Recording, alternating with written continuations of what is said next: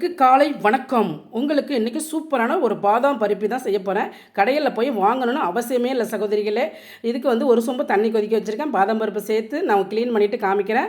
இப்போ ஜாரில் சேர்த்து அரைச்சிடலாம். இதுக்கு ஒரு 100 பால் எடுத்திருக்கேன். அளவெல்லாம் உங்களுக்கு கரெக்டாக இருக்கும் பாருங்கள். 100 பால் சேர்த்து நைஸாக அரைச்சி எடுத்துகிட்டு வந்துட்டேன். 100 தண்ணி சேர்த்துருக்கேன். 200 சர்க்கரை சேர்த்து நல்லா கம்பி பதம் வந்தோடனே அப்படியே அரைச்சியும் பேஸ்ட்டையும் சேர்த்து ஒரு பிஞ்சு சால்ட் சேர்க்கணும் சகோதரிகளே.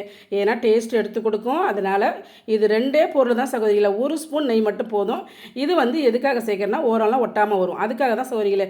பாருங்கள் எவ்வளோ ஈஸியாக முடிஞ்சிச்சு பார்த்தீங்களா. இதுக்கு நான் பட்டர் பேப்பர் எடுத்திருக்கேன். அதாவது நல்லா கொஞ்சம் மேலே ஒரு பேப்பர் போட்டு அதை நம்ம சமமாக தேய்ச்சி எடுத்துகிட்டு சகோதரிகளே. ஆற வச்சுட்டு நீங்கள் கட் பண்ணி நீங்கள் கட்டமாகவும் கட் பண்ணிக்கலாம். நான் டைமண்ட் ஷேப்பில் உங்களுக்கு கட் பண்ணி காமிக்கிறேன். கடையில் எப்படி இருக்கோ அதே மெத்தடில் உங்களுக்கு நான் எப்படி கட் பண்ணி காமிக்கிறேன் சகோதரிகளே.